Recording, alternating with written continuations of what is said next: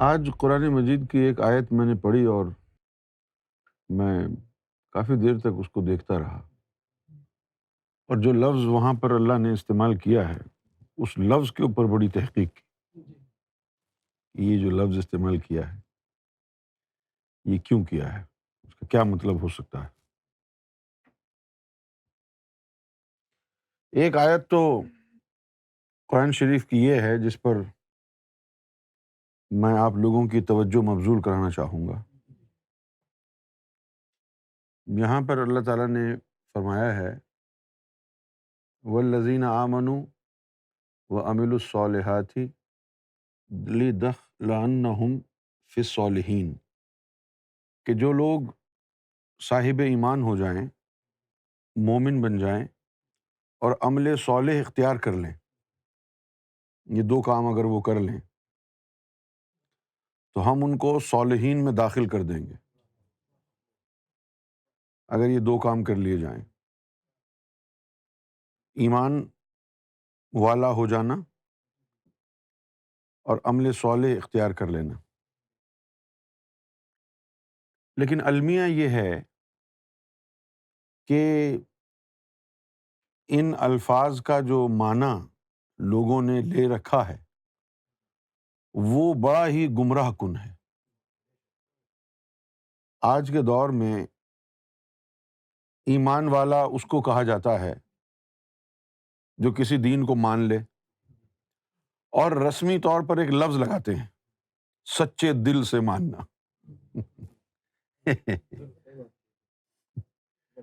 ہاں، اب یہ لفظ جو ہے رسمی طور پر استعمال ہوا ہے، لوگوں نے جو روزمرہ کی جو ان کی زبان ہے، یعنی اپنی دانست میں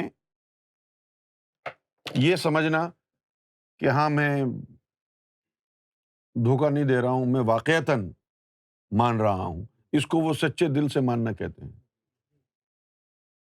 لیکن ترجمہ ہے عربی زبان کے الفاظ کا، اور وہ کیا ہے؟ تصدیق بالقلب۔ اس کا مطلب کچھ اور ہے، اور مومن کا مطلب کچھ اور ہے۔ سورہ حجرات میں آیا ہے قالت الاعراب آمنا، کہ یہ اعرابی کہہ رہے ہیں کہ ہم مومن ہیں۔ قالت الاعراب آمنا، کہ ہم مومن ہیں۔ قل لم تؤمنوا، کہہ دو تم مومن نہیں ہو۔ قل، کہہ دو لم تؤمنوا، تم مومن نہیں ہو، ولکن قولوا اسلمنا، بلکہ یہ کہو ابھی تو ہم مسلمان ہوئے ہیں۔ ولما يدخل الایمان فی قلوبکم، ابھی ہمارے دلوں میں ایمان اترا کہاں ہے جو ہم مومن کہیں اپنے آپ کو۔ اب وہ جو ایمان کا اترنا ہے دل میں، اس سے قوم مسلم ناواقف کہ ایمان کا اترنا کیا ہے، اسے ناواقف۔ ایک اور آیت میں مومن کی تشریح جو ہے قرآن نے بیان کی ہے، یہ دیکھیے، یہ سورہ رعد ہے، آیت نمبر 28۔ بڑی خوبصورت تشریح ہے، مطلب بڑی خوبصورت آیت ہے مومن کی تشریح کے حساب سے، کہ الذین آمنوا وتطمئن قلوبہم، کہ مومن وہ ہیں کہ جن کے قلوب کو اطمینان مل چکا ہے بذکر اللہ۔ الذین آمنوا وتطمئن قلوبہم بذکر اللہ، اس کے بعد ہے الا بذکر اللہ تطمئن القلوب۔ تو مومن کی نشانی جو قرآن نے بیان کی ہے وہ یہ ہے کہ مومن کی ایک سب سے بڑی نشانی یہ ہے کہ ان کے قلب میں اللہ کا ذکر داخل ہو چکا ہے۔ اگر اللہ کا ذکر داخل نہ ہو تو پھر وہ کوئی مومن نہیں۔ اور یہ بات سمجھنے سے قاصر ہے قوم مسلم آج، کہ ایمان کو قلب میں اتارنے کے لیے انہیں روحانیت اور روحانی استاد کی ضرورت ہے، یہ نہیں جانتے، کیونکہ قلب تو روح ہے نا، تو آپ کو کوئی اسپرچوئلسٹ چاہیے۔ اب جتنے بھی مبلغین آئے ہیں اللہ اور اس کے رسول کی طرف سے، سارے گریٹ اسپرچوئلسٹ تھے۔ خود نبی کریم صلی اللہ علیہ وآلہ وسلم، آپ نے تو یعنی روحانیت کو فروغ دیا ہے، متعارف کرایا۔ پھر مولا علی ہیں، ولیوں کے امام، سید الاولیاء ہیں، آپ نے باطنی تعلیم کو ہی آگے پھیلایا کہ مومن کیسے بنتے ہیں۔ پھر سیدنا غوث اعظم رضی اللہ تعالیٰ عنہ، خواجہ غریب نواز رحمۃ اللہ علیہ، ابو الحسن خرقانی، بایزید بستامی رحمۃ اللہ علیہ، بابا گرو نانک، کبیر داس جیسے بزرگ ہیں، یہ سب وہ تھے جو اسپرچوئلسٹ تھے، روحوں کو بیدار کرنے کا آرٹ جانتے تھے۔ اور اللہ کے رسول نے صحیح معنوں میں علم اس ہی علم کو قرار دیا ہے جو علم روحوں کو بیدار کرنے کا علم ہے۔ یہ وضو کے مسائل، طلاق کے مسائل، نکاح کے مسائل، یہ کوئی علم نہیں ہے، یہ تو آپ کا جسم کو پاک صاف رکھنے کا، جسم کے تعلقات کو صحیح کرنے کا علم ہے۔ اس علم کے ذریعے آپ اللہ تک نہیں پہنچ سکتے۔ وہ علم جو انسان کو رب سے جوڑتا ہے وہ باطنی علم ہے۔ اور پھر جب سے وہابیزم کو عروج ملا ہے تو اس وقت سے باطنی علم کو جھٹلانے والوں میں اضافہ ہوا۔ اب لوگ کہتے ہیں کہ بھئی ایسی کوئی شے نہیں ہے، باطنی علم جیسی کوئی چیز نہیں ہے۔ باطن کیا ہوتا ہے؟ کچھ نہیں ہے باطن، جبکہ قرآن مجید میں آیا ہے اللہ کے حوالے سے، هو الظاہر هو الباطن، کہ وہ ظاہر میں بھی ہے اور وہ باطن میں بھی ہے۔ آپ دیکھیں گے قرآن کا اسلوب، ہمیشہ اللہ نے عمل صالح کا ذکر بعد میں کیا ہے، پہلے ایمان کا ذکر کیا ہے کہ ایمان لائے اور عمل صالح اختیار کیا۔ اچھا، اب اس کا مفہوم کیا بنا لیا لوگوں نے؟ اب لوگوں نے اس کا مفہوم کیا بنا لیا؟ لوگوں نے اس کا مفہوم یہ بنا لیا کہ بھئی اب یہ جو انسانیت کی خدمت کے لیے مختلف ممالک میں مختلف چیریٹی آرگنائزیشنز ہیں، بہت سی ہیں، جیسے کرسچین ایڈ، یہ بھی لوگوں کی مدد کرتے ہیں، یعنی تھرڈ ورلڈ کنٹریز میں کہیں پینے کا پانی صحیح نہیں ہے تو ایسی بہت سی آرگنائزیشنز ہیں جو جا کے لوگوں کی مدد کرتے ہیں۔ افریقہ میں لوگ بھوک سے مر رہے ہیں، لوگ جا کے مدد کرتے ہیں۔ یہ جو بڑے بڑے امیر جو لوگ ہیں جیسے بل گیٹس وغیرہ، اس طرح کے جو لوگ ہیں، یہ اپنا اچھا خاصا پیسہ چیریٹی میں دے دیتے ہیں۔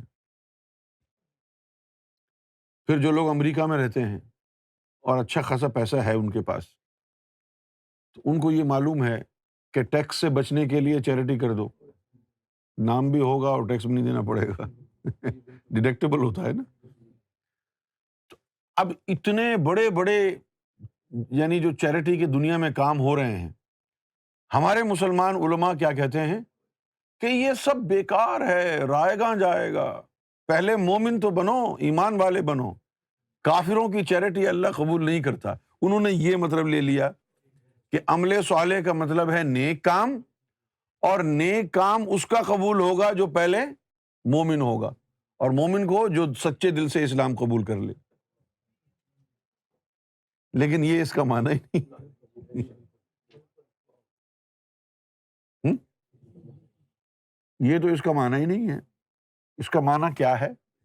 عمل صالح،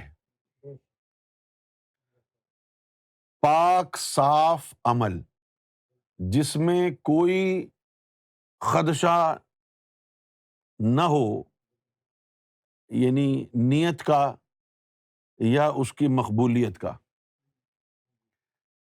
جس طرح قرآن مجید میں آیا نا کہ قرآن مجید کے حوالے سے جو الف لام میم کی طرف اشارہ کر کے فرمایا گیا، الف لام میم ذالک الکتاب لا ریب فی، کہ یہ جو الف لام میم کی جو تعلیم ہے اس میں کوئی شک نہیں ہے، شک سے پاک ہے. یہ الف لام میم ذالک الکتاب لا ریب فیہ ھدی للمتقین الذین یؤمنون بالغیب. لیکن مصیبت یہ ہے کہ یہ صرف انہی کو ہدایت کرے گی جو متقی بن گئے، جنہوں نے اپنے آپ کو پاک صاف کر لیا.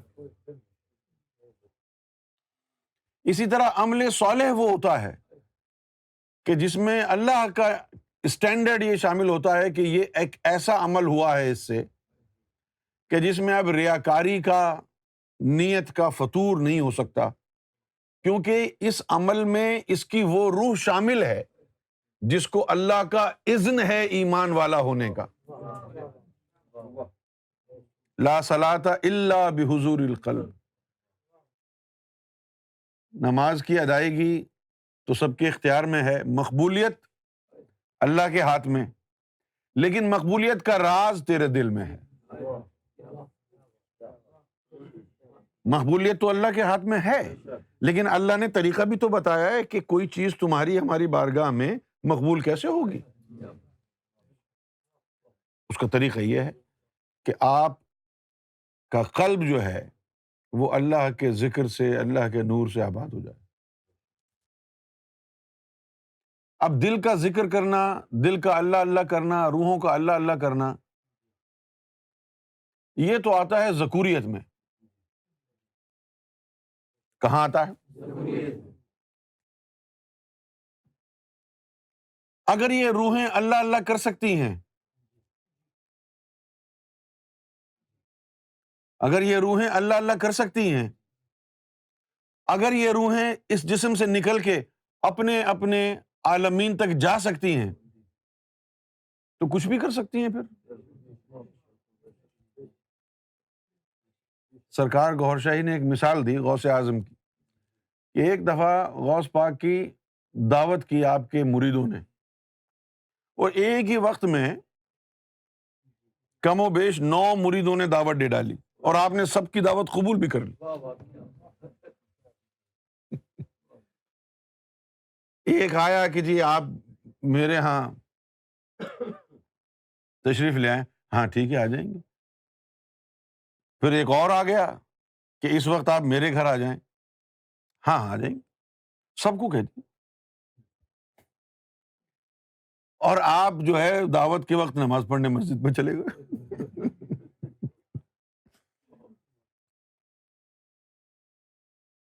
نماز پڑھنے مسجد میں چلے گئے.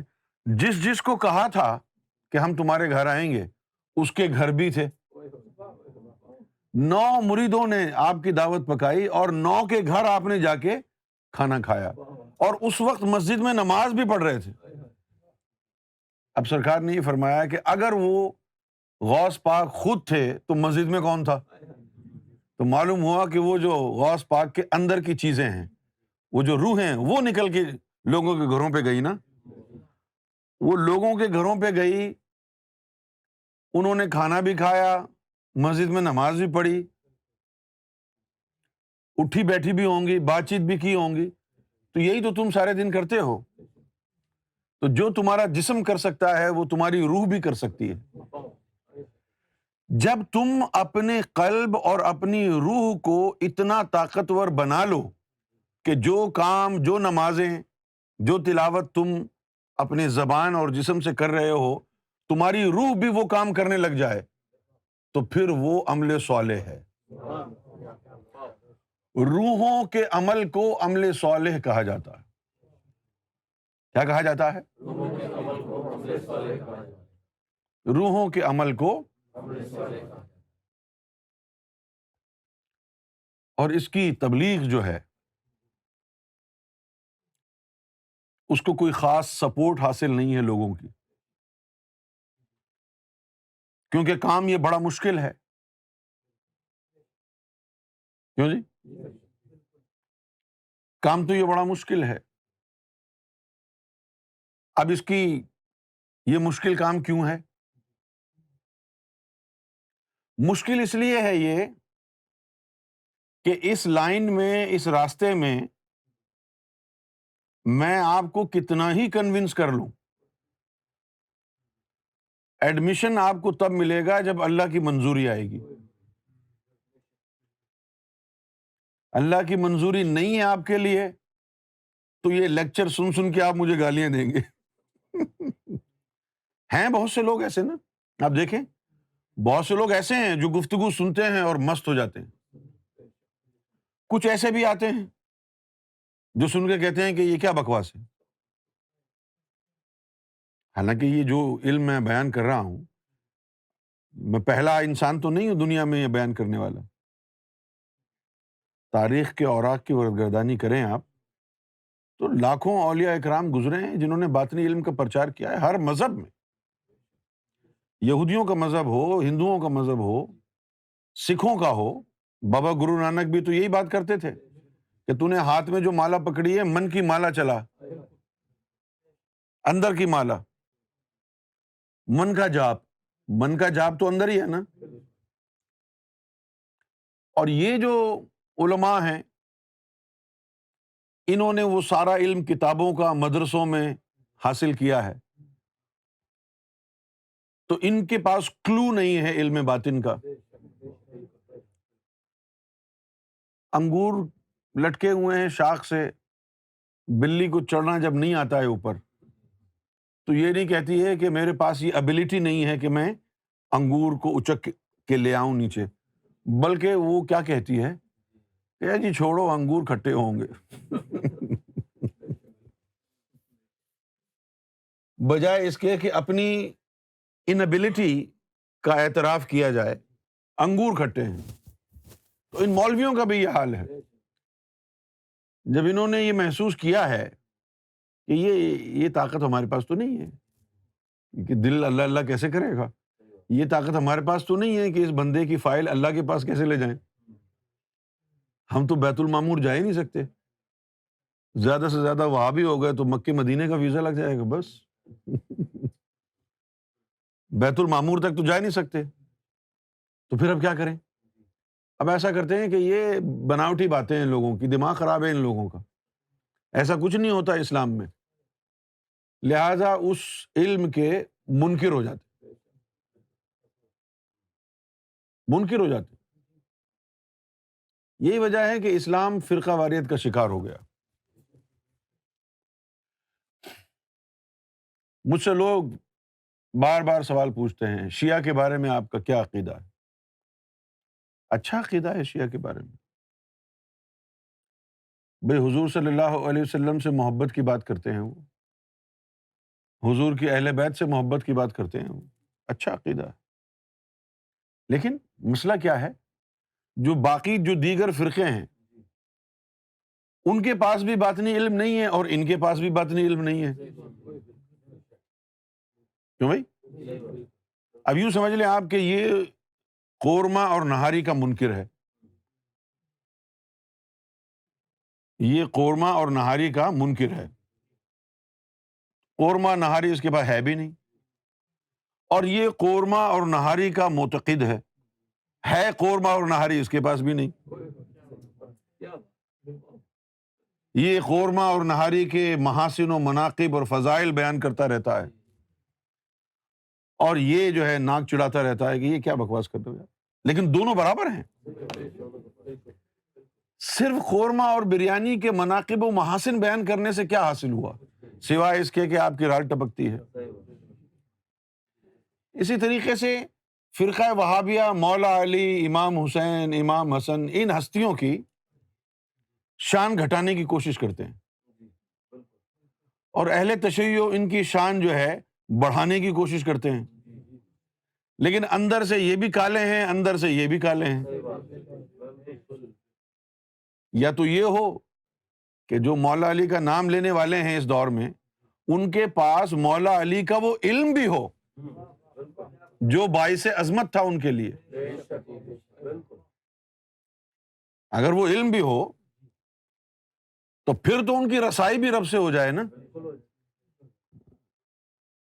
تو سارا دار و مدار صرف عقیدے پر نہیں ہوتا ہے، عقیدے کے ساتھ ساتھ انسان کو راستہ بھی چاہیے، علم بھی چاہیے۔ قرآن مجید میں آیا ہے، اللہ تعالیٰ نے فرمایا کہ غم نہ کرو، غم نہ کرو، تم ہی غالب رہو گے، بشرط یہ کہ تم مومن رہے۔ تو یہ خمار چڑھا ہوا ہے مسلمانوں کو کہ ہم سب سے افضل امت ہیں، لیکن پوری دنیا میں ان کی جو ہے پٹائی ہو رہی ہے۔ لیکن قرآن مجید میں لکھا ہے کہ تم غالب رہو گے، تو اس بات کو تو وہ سمجھ لیتے ہیں کہ ہاں جی قرآن نے، اللہ نے فرما دیا کہ ہم غالب رہیں گے، لیکن وہ جو نیچے مسئلہ لکھا ہوا ہے کہ شرط یہ ہے کہ تم مومن رہے۔ تو آج جو مسلمان قوم پستی کا شکار ہے، اب آپ صرف انڈیا کو لے لیں، انڈیا کے مختلف شہروں میں جو مسلمانوں کا اس وقت حال ہے وہ ناقابل بیان ہے۔ بڑا ظلم ان پر ہو رہا ہے، آپ پوچھیں مت، اللہ تو سب دیکھتا ہے نا۔ گاؤں دیہات جو ہیں جیسے یو پی ہے، بڑا وہاں ظلم ہوتا ہے، بہت مارتے ہیں، قتل و غارت ہوتی ہے۔ آپ تو غالب تھے جب اللہ تعالیٰ نے آپ کو سلطنت عثمانیہ دی، جب اللہ تعالیٰ نے آپ کو سلطنت عباسیہ دی، جب اللہ تعالیٰ نے آپ کو سلطنت مغلیہ دی، آپ نے 800 سال حکومت کی بڑے بڑے زمین کے خطوں پر، لیکن کیا کیا آپ نے؟ عیاشی۔ اب ہندوستان پر ہی مغلیہ سلطنت جو رہی ہے قائم، کم سے کم وہ 800 سال تک رہی۔ ہندوستان میں تو فارسی زبان بولی جاتی تھی 800 سال۔ تو اب یہ جو مسلمان بادشاہ تھے ہندوستان میں کیا کرتے تھے سوائے عیاشی کے؟ سلطنت عثمانیہ جو استنبول سے شروع ہو کر اور اسپین تک پہنچی ہوئی تھی۔ اب یہ جو لفظ اسپین ہے، یہ اسپین نکلا ہے ہسپانیہ سے، اور ہسپانیہ نکلا ہے عثمانیہ سے، ٹھیک ہے نا؟ تو یہ اب وہاں اتنے بڑے بڑے جو مسلمانوں کی جو کلچرل سٹیز ہیں، جس طرح قرطبہ ہے، جو اب کوڈووا ہو گیا ہے، الحمرا ہے، وہاں غرناطہ ہے، گریناڈا، بڑی عالی شان عمارتیں تاریخی مسلمانوں کی وہاں موجود۔ لیکن پھر کیا ہوا؟ انہوں نے، سلطنت عثمانیہ نے تصوف کو ختم کرنے کی ٹھان لی، صوفیوں کے خلاف ہو گئے اور رب کی نظروں سے گر گئے، صوفیوں کے خلاف ہو گئے۔ ورنہ حکومت تو آپ کو اللہ تعالیٰ نے دی، لیکن آپ نے کیا کیا؟ ہندوستان سے جو مسلمانوں کی بادشاہت چلی ہے، وہاں سے ہم کو کیا ملا ہے؟ وہاں سے ہم کو پان ملا ہے، یہ جو ہم پان کھاتے ہیں نا پاکستان ہندوستان میں، یہ مغلیہ سلطنت کی ان کی طرف سے تحفہ ہے ہمارے لیے۔ پان، گٹکا، مدنجن، کھانے، یعنی 20 مسالوں کے کھانے، ایسے ایسے زردے جو نصرت فرید بھی نہیں بنا سکتی، ایسے ایسے زردے۔ اس میں ناریل ڈلا ہو، پسٹیشیو ڈلا ہو، ایلمنڈز ڈلے ہوں، کھویا ڈلا ہو، پتہ نہیں کیا، ساری زندگی ان کی کھانے پینے میں گزر گئی، یہی شوق تھا بس ان کا۔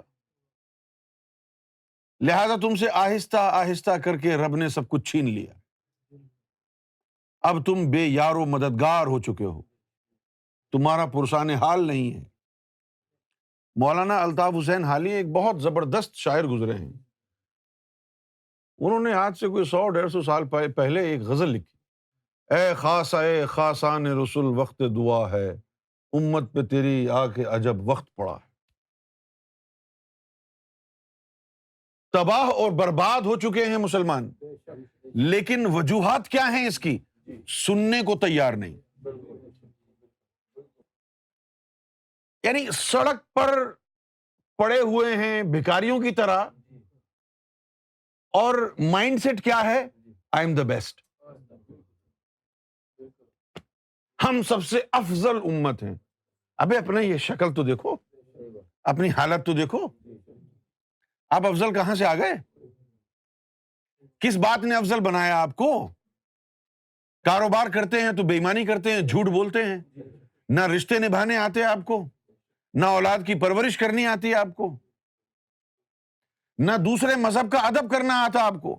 آپ کے پڑوس میں اگر کوئی ہندو، سکھ، عیسائی، یہودی رہ رہا ہے تو آپ کا یہ خیال ہے کہ اس سے ملنا جلنا، اس کے ساتھ اٹھنا بیٹھنا، کھانا پینا سب کفر ہے۔ یہ تو اسلام کی تعلیم نہیں ہے، یہ تو قرآن مجید کی تعلیم نہیں ہے۔ آپ کو تو کچھ آتا ہی نہیں ہے اب، سوائے فتویٰ لگانے کے، یہ بھی کافر، یہ بھی کافر، یہ واجب القتل ہے، اس کو مار دو، اس کو مار دو۔ آپ سب سے افضل امت ہے۔ اب اگر سب سے افضل امت آج بھی آپ ہیں تو آپ بتائیں وہ کون ہے؟ شیعہ ہے وہ جو سب سے افضل ہے؟ سنی ہے، بریلوی ہے، ہری پگڑی والا ہے، لال پگڑی والا ہے؟ یہ امت خرافات میں کھو گئی، تباہ اور برباد ہو گئے، کیونکہ قرآن کا جو میسج ہے اس کو آپ نے صحیح سمجھا نہیں ہے۔ اللہ تعالیٰ نے یہ تو وعدہ کیا ہے کہ آپ غالب رہیں گے، لیکن اللہ نے اس کے ساتھ ایک دم چھلا بھی لگایا ہے۔ وہ کیا ہے؟ کہ تم غالب رہو گے، غم نہ کرو، بشرط یہ کہ تم مومن رہے۔ قوم مذہب سے ہے، مذہب جو نہیں تم بھی نہیں۔ جب مذہب چھن گیا تو قوم شیرازہ بکھر گئے۔ دو قومی نظریے کے تحت ہندوستان میں مطالبہ کیا کہ ایک الگ دیش بنایا جائے مسلمانوں کے لیے، ہندو الگ قوم ہے، ہم الگ قوم ہیں، ٹو نیشن تھیوری، دو قومی نظریہ، اور یہ کہا گیا کہ مسلمان ایک قوم ہے، پاکستان بن گیا۔ 20 22 23 سال مشکل سے گزرے کہ پاکستان کے دو ٹکڑے ہو گئے۔ اب وہ قوم کا کیا ہوا؟ سقوط ڈھاکہ، فال آف ڈھاکہ، بنگلہ دیش کا بن جانا، یہ کس بات کی علامت تھا؟ کہ مسلمان ایک قوم ہے؟ تم تو مہاجر ہو، تم تو سندھی ہو، تم پٹھان ہو، پنجابی ہو، تم مسلمان کہاں ہو؟ تم پنجابی ہو، یہ تو آپ نے بلا وجہ زبردستی مانا ہوا ہے کہ مسلمان۔ نہیں نہیں، تم بلوچی ہو، بلوچی سرائکی ہو، تم مہاجر ہو، تم مسلمان نہیں ہو۔ اور اگر تم مسلمان ہوتے تو تم بنگالی نہیں ہوتے، تم پنجابی نہیں ہوتے، تم سندھی نہیں ہوتے، تم مہاجر نہیں ہوتے، اگر تم مسلمان ہوتے تو۔ لیکن تم مسلمان ہو ہی نہیں، تم تو پنجابی ہو، تم تو پشتون ہو، تم تو بنگالی ہو۔ کوئی بنگلہ دیش بنا رہا ہے، کوئی سندھو دیش بنا رہا ہے، کیوں؟ کیونکہ تم مسلمان جو نہیں ہو۔ قومی نظریہ فیل ہو گیا۔ ظاہری طور پر جد و جہد کر کے ایک خطۂ زمین تو حاصل کیا جا سکتا ہے، لیکن خطۂ زمین سے قوم نہیں بنتی۔ قوم بنانے کے لیے دین کو دلوں میں اتارا جاتا ہے۔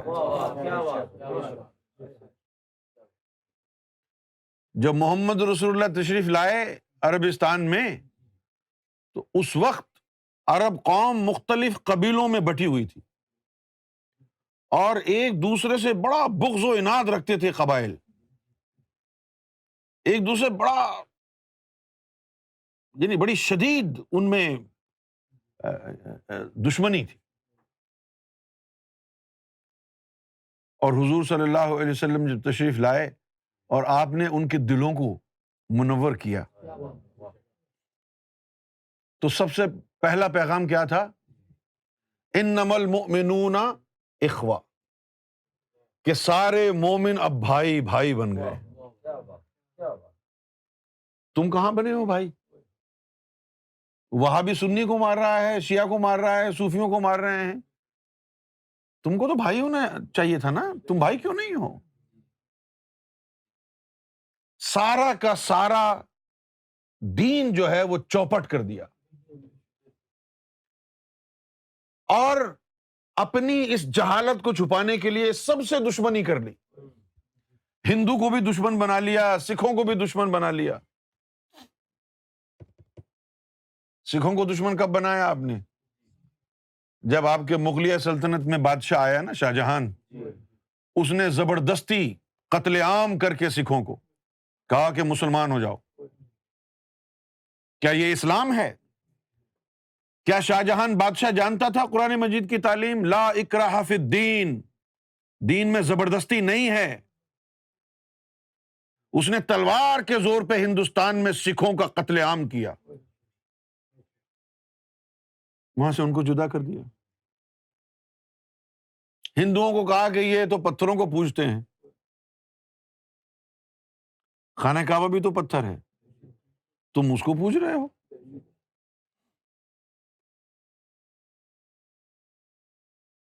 یہ امام مہدی علیہ الصلوۃ والسلام کا دور اس لیے ضروری تھا کہ دین مذہب ختم ہو چکا ہے، صرف دین کا نام رہ گیا ہے۔ سمجھے آپ؟ یہ ایسا ہی ہے جیسے water everywhere but not a single drop to drink. ہزاروں لاکھوں مسجدیں ہیں، مندر ہیں، چرچز ہیں، لیکن خدا نہ مسجدوں میں کہیں نظر آ رہا ہے، نہ مندروں میں بھگوان نظر آ رہا ہے، نہ چرچز میں گاڈ نظر آ رہا ہے، نہ دلوں میں تمہارے گاڈ کا کوئی نشان نظر آ رہا ہے۔ You are lost because your Lord is lost. Find yourself and find your Lord and bring him into your heart. And in order to do all this, you need Gohar Shahi's spirituality. یہ جو self exploration ہے، اس کا سراغ قرآن نے بھی دیا ہے۔ وَفِي أَنفُسَكُمْ أَفَلَا تُبْصِرُونَ، I am within you. Why don't you look into yourself? وَفِي أَنفُسَكُمْ، I am within you. When something is inside you and you're looking for it all over the place for except yourself, you're Dumbo. اس کا نشان تو اندر ہے۔ من عرف نفسہ فقد عرف ربہ۔ One who has discovered himself has only discovered his Lord. من عرف نفسہ فقد عرف ربہ۔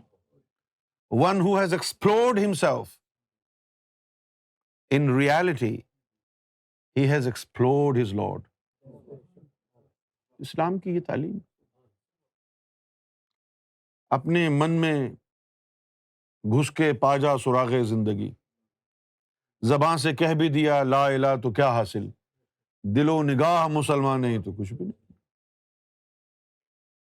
یہ ذکر نیم شبی، یہ راتوں کو اٹھ کے جو تو ذکر کے حلقے بنا رہا ہے، یہ ذکر نیم شبی، یہ مراقب، یہ سرور، تیری خودی کے نگہباں نہیں تو کچھ بھی نہیں۔ اگر ان اذکار سے تیرے اندر کی روحیں بیدار نہیں ہوتی ہیں تو پھر بیکار ہے یہ ذکر نیم شبی، یہ مراقب، یہ سرور، تیری خودی کے نگہباں نہیں تو کچھ بھی نہیں، زبان سے کہہ بھی دیا لا الہ تو کیا حاصل، دل و نگاہ مسلمان نہیں تو کچھ بھی۔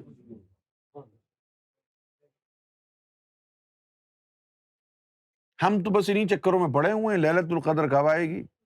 جس دن آئے گی 2-4 گھنٹے کے لیے مسجد میں جا کے کھڑے ہو جائیں گے، اللہ پر احسان چڑھا دیں گے، 1000 مہینوں کی عبادت کر لیں گے، سمجھا، پھر سارے سال فراڈ کریں گے، بے ایمانی کریں گے، ایک دوسرے کا دل دکھائیں گے، ایک دوسرے کے ساتھ دشمنی کریں گے، پوری دنیا پر لعنت بھیجیں گے، پوری دنیا پر غلاظت بھیجیں گے۔ یہ کردار ہے ہمارا، اچھا نہیں لگتا ہے سننا، ہم آنکھیں چراتے ہیں۔ جب ہم ایسی باتیں کرتے ہیں تو لوگ دلیلیں لا لا کے دیتے ہیں قرآن و حدیث کی کہ تم مسلمانوں کو بدنام کر رہے ہو، دیکھو ہم تو اتنی افضل قوم ہیں۔ یہ تمہارے لیے تھوڑی کہا تھا کمبخت، یہ ان ہستیوں کے لیے کہا تھا جو واقعی افضل تھے۔ امت محمد افضل ہے، لیکن تم امتی کہاں ہو؟ تم تو شیعہ ہو، تم تو سنی ہو، تم تو وہابی ہو۔ امت ہے افضل، امت کا نام و نشانی نہیں، امت کا کوئی عطا پتہ ہی نہیں ہے کہاں گئی امت۔